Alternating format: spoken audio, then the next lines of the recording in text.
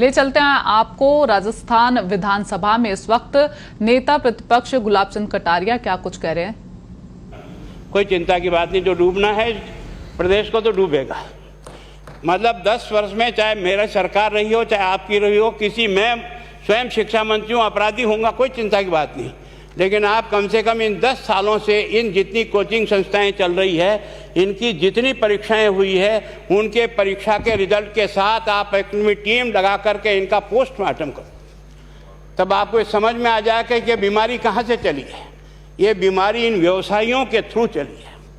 मैं और आप पेपर आउट करेंगे, पेपर लाऊंगा, 5 लाख दे दूंगा, 8 लाख दे दूंगा, मैं क्या 2 करोड़ 5 करोड़ 8 करोड़ दे सकता हूँ क्या भैया?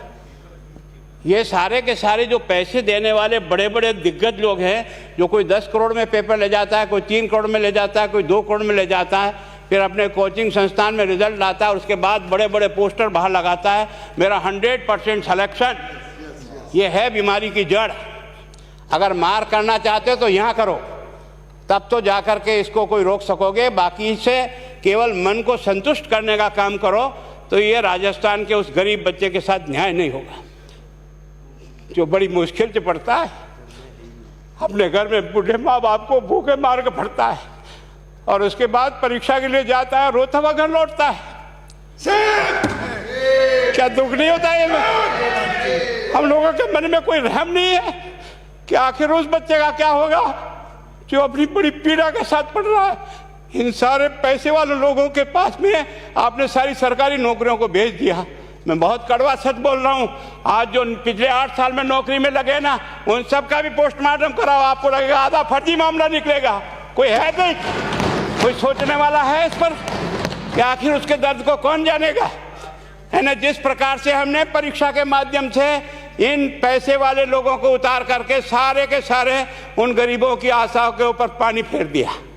रात और दिन पढ़ता है, भूखा प्यासा पढ़ता है, घर बेच करके पढ़ता है, खेत बेच करके पढ़ता है, लेकिन जब उसका सिलेक्शन नहीं होता तो जहर खा के मरता है। कोई इस पीड़ा को समझने के लिए तैयार नहीं है। और हम इस कानून को ला करके दुनिया को बताना चाह रहे हैं कि हमने इतना बड़ा कानून कर दिया, इस कानून से कुछ भी नहीं होगा। मैं आज आपको कह रहा हूँ, ये जो आपने नए प्रावधान जोड़े हैं, मैं सोचता हूँ कि मुझे कुछ बोलने की इच्छा नहीं, मुझे बहुत दुख है इस बात का। क्या होगा ये?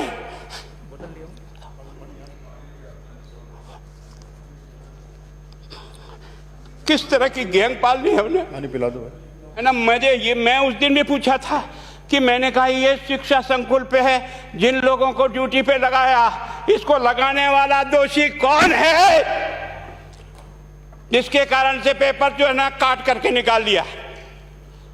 ये तो ठीक है, भाग्य हमारा अच्छा था कि सवाई माधोपुर की घटना छूट गई और एसओजी को उसमें हाथ में लग करके कुछ केस लग गया। अगर वो केस नहीं लगता तो आज आपकी सारी नौकरी पर इन सब बड़े बड़े दलालों के स्कूल में पढ़ने वाले बच्चे होते और मेरा गरीब का बच्चा अपना घर लौट के जाता। क्या दुर्भाग्य है। और इस कारण से केवल इसके लिए खुश मत हो जाओ कि हमने कानून बहुत सख्त बना दिया इसलिए अपराधी रुक जाएगा। नहीं, सिस्टम को बदलना होगा, ये परीक्षा का सिस्टम चेंज करना होगा। मैं सोचता हूँ कि क्या हम इतने अक्लमंद बैठे हैं, क्या इस व्यवस्था को चेंज नहीं कर सकते? क्या एक ही पेपर सारे राजस्थान में 20 लाख बच्चों को दिया जाए? क्या इसका कोई ऑल्टरनेट नहीं हो सकता? इसका ऑल्टरनेट सोचना चाहिए कि हम परीक्षा को टुकड़े टुकड़ों में कैसे कर सकते हैं। जिले के अनुसार पेपर नहीं, एक नहीं हम 25 पेपर बना सकते हैं। कौन से सेंटर पर कौन सा पेपर जाएगा कोई तय नहीं करेगा कौन सा जाएगा, और हम जो इच्छा होगी उस सेंटर पे वो पेपर भेजेंगे। और ये जितने भी प्राइवेट कॉलेजों में आपने सेंटर बना रखे उनको बंद करो, इनको तुरंत बंद करिए एक ऑर्डर से। जितने भी सरकारी विद्यालय है और सरकारी नौकर ही एग्जामिनर बनेगा और एग्जामिनेशन करेगा, तब तो आप इसको बचा पाओगे। ताकि आप और मैं कितने भी कानून बदल कर दें, आपका वो जांच करेगा, आपका वो अधिकारी आएगा।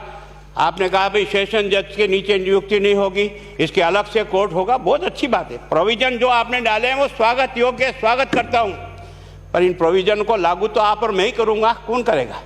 जब हम ही ठीक नहीं है तो इन प्रोविजन क्या रोएंगे अंदर बैठे बैठे? जब तक हमारा दिल और दिमाग ठीक नहीं होगा ना, इस बीमारी का इलाज नहीं होगा। हमने शिक्षा के मंदिर को भ्रष्टाचार की भट्टी में जलाकर खाक कर दिया। दुर्भाग्य हमारा, जहां से कोई आशा की किरण दिखती थी उस गरीब को कि चलो मैं अपनी मेहनत से आगे बढ़ जाऊंगा, लेकिन अब वो निराशा में आ गया। उसको लगा कि अब कोई रास्ता नहीं है। और इस कारण से मैं सोचता हूं कि आप जिस भावना से लाया, मैं आपकी भावना की इज्जत करता हूं, लेकिन केवल आपकी भावना इन बेईमानों को नहीं रोक सकेगी। इसको रोकने के लिए हमको सिस्टम को बदल करके और तुरंत उस पर ध्यान करना चाहिए। कानून 302 का बना हुआ है, क्या मर्डर रुक गए? आप भी जान रहे हो, रोज के रोज पोक्सो कोर्ट में आजीवन कारावास हो रहा, क्या व्यभिचार रुक गया है? अपराधी को दंड मिल सकता है, अपराध बंद नहीं हो सकता है। अपराध बंद करने के लिए जो सिस्टम होते हैं उस सिस्टम में चलो।